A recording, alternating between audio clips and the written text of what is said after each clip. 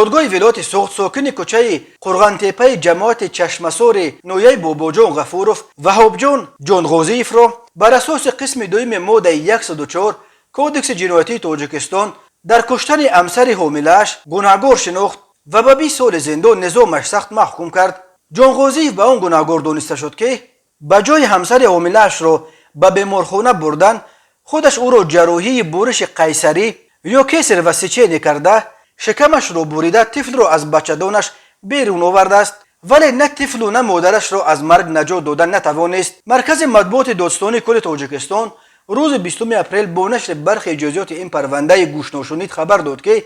سانحه 14 ینور سال 2021 در منزل استقامتیش همسر وهاب جان جانغوزیف